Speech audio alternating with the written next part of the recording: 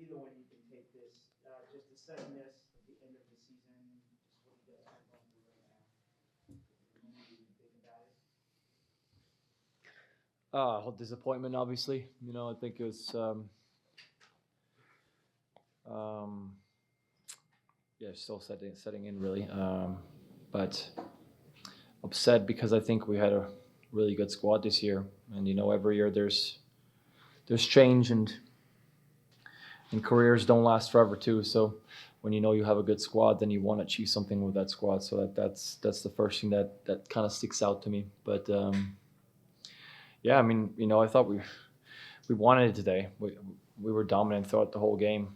You can't fault that effort. I don't even know the stats, but I mean, I barely even touched the ball all game. So just needed that final little thing up front to make it count. And unfortunately, we weren't able to do that. But I'm proud of the guys for fighting the whole way. And that's a characteristic of the squad and of this franchise. And it's going to be going forward, regardless of who's here.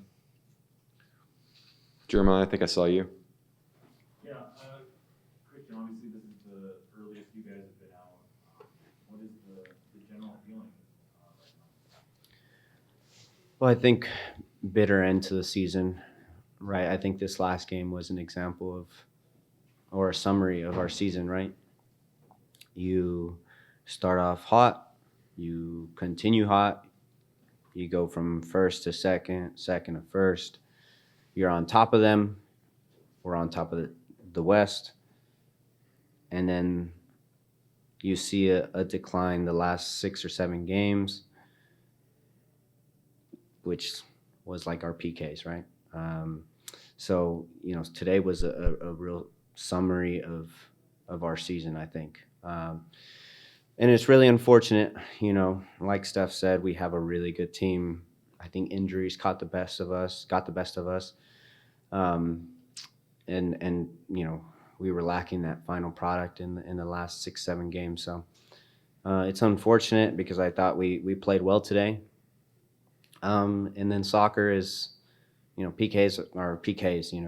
You can't fault the guys for the amount of work that they did today, that they did all season. So just bitter the way it ended. Nico.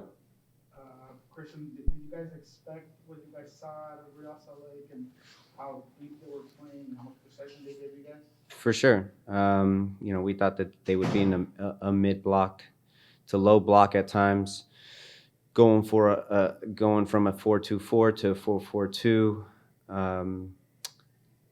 Very direct.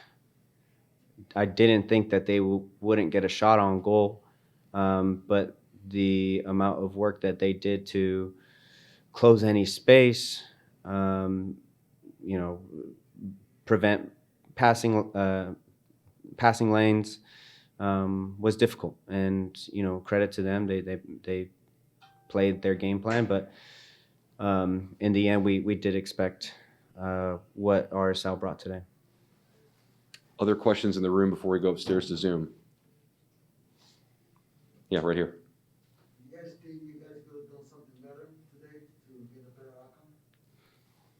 Of course, there's always stuff you can do better. You strive for perfection, but you're not able to achieve it. And I think today, like I said, we had a lot of possession, we had a lot of crosses, but we have nothing to show for it. So there needed to be something that made any of that count. And in football, it's goals that make that count, and we weren't able to find that, obviously. So, and then like Cristian said, PKs, there's a way this game needs to end, because guys were leaving it out all on the pitch, and you can't go on indefinitely.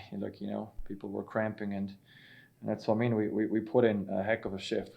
They made it as hard as they could, and so you got to give them credit too. But with everything that we were able to achieve, with the possession, with the crosses, there just needed to be that one thing that was going to really make that count, because otherwise it's just a stat that didn't really matter, and that obviously didn't help us today. Matt, we'll send it upstairs to you on Zoom. I see you have a few questions there. Yep, we got a few people with their hands up, so we'll get right into that. Matt, Pence, go ahead. Hey, Steph. Obviously, you guys play a very different role, but did anything about this game remind you of the MLS Cup final in 2016? And then, kind of as a follow-up, how difficult is it for a goalkeeper whenever you haven't had very much action at all to then lock in and be a part of a shootout like that? I mean, I think it's harder if you haven't been asked to do anything, and then there's something in the run of game at the very end of the game, for example. A shootout is a shootout. You do your scouting. We had scouted their takers as a goalkeeping unit. We knew what they preferred for the most part, and were able to guess a few right. But then, unfortunate, obviously, with what happened there, and at the end, it's a game of inches. And it sucks, but those are the games I want to be part of. The ones where I don't have to do anything. That's a credit to the squad in front of me. To be able to keep an opponent in their own half for 120 minutes and make them defend with their lives is exactly how I want to play the game. So yeah, that's all I got. Did it remind me of 2016? No, not really. I feel like I was more in the game, involved in that one, and obviously that was a final, which is another story. But yeah, maybe a bit of Timbers PK shootout that we lost as well, and we need to respond next year, hopefully the same way as we did on that one.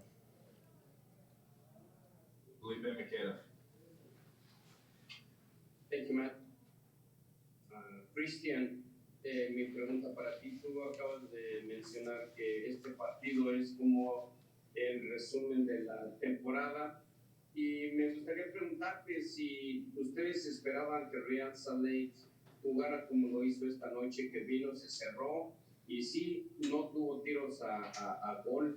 ¿Esperaban ustedes a un Real Salt Lake de esa forma? Sí, sentimos que iban a venir aquí a defender sin presionar tanto, tan alto. Y lo vimos, la verdad. Ellos hicieron todo posible defensivamente y crédito a ellos. Pero la verdad, yo sentí desde el primer minuto nuestro equipo estaba listo para este partido y así es el fútbol. A veces se gane, como mi papá dice, de panzazo, y a veces se pierde jugando bien, y eso es fútbol. The question was, just as you mentioned, that this game was like a summary of the whole season, did you expect it that RSL was going to come here and stay defensively most of the game? The answer from Cristian was, yes, we knew they were going to be defensive and they were not going to be having so much pressure up on our field.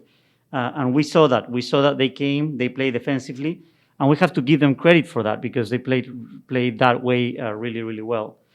But we were ready. But that's what soccer. And as my dad used to say it, sometimes you win just by putting pressure or by the weight. And sometimes you lose actually playing well. So that's what soccer is, and we have to deal with it.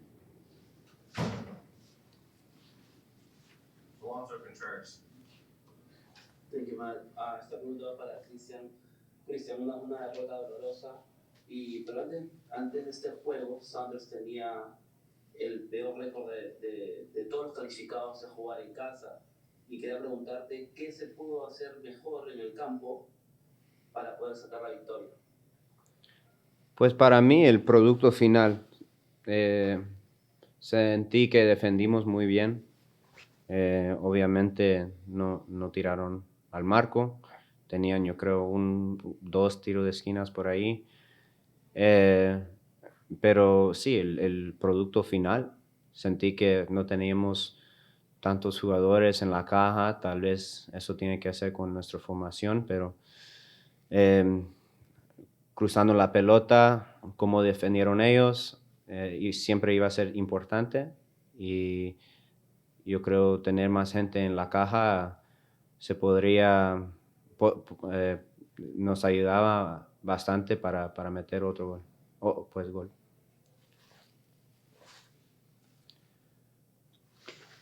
So the question was, Christian, as you said, this was a hard loss, but we have to think about the fact that before this game, Sounders had the worst record at home from the league. Do you think there was something that we could have done to have done better to be better at this game? The answer from Christian was, well, we defended well. We defended really good. And that was a strategy. And as you can see, we were successful at that because there were very few chances for them. But at the same time, we didn't have enough opportunities on the other side, and we didn't have enough players in the box, which would have helped us out to generate more chances.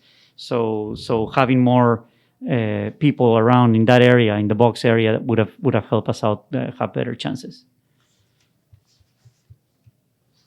I believe we have time for one more on Zoom. Jada Evans, go ahead. Thanks. Thanks for taking the time. Wanted to know if either of you could share what you say to Kellen Rowe after that penalty. You know, I mean, obviously the disappointment is there for everybody, but you know, one guy's gonna miss, and it's not that he lost it for us. And I think he knows that we don't have to tell him that. He put in a heck of a shift today and had a really good year for us, a really good pickup and addition for this squad. So I don't even think we have to assure him that he puts any extra blame on himself or anything like that. So we win and we lose as a team, and that doesn't really have to be said in this squad. I think Schmetz always says that, you know, that we achieve what we want to achieve as a squad. And we view it as such. And when we falter as a squad as well. So I'm not worried about him. And I'll end it with, although this was disappointing and, you know, we lost the way we did at home, it was a successful season without any trophies won. And that's hard to say because we expect so much as a club. We had to deal with a lot of injuries, you know, guys in and out because the national team, COVID, just a difficult year altogether. And I think the group came together. The amount of guys that played a part this year was, I think, unprecedented. So although we didn't win anything, you know, I want to end this in the right way, in a positive way, because we had to deal with a lot. And I think the team came together, and I think we're better for it. All right, that'll do it from Zoom. Thanks, guys. Alex, back to you. Maybe one more in here if there is one. If there's not, we'll move on. Nico, you got the last one. Stefan, you mentioned how good this group has been. You know, looking into next season, how key is it? I mean, players come and go. But how important is it to retain, have a big portion of this team to just continue to be together for next season? It's always beneficial to have people that have experience within the organization and stay here and maybe can, you know, ensure that the high standard that we do have here keeps going. Also bring these experiences over into the next squad. You know, you don't want to forget this loss.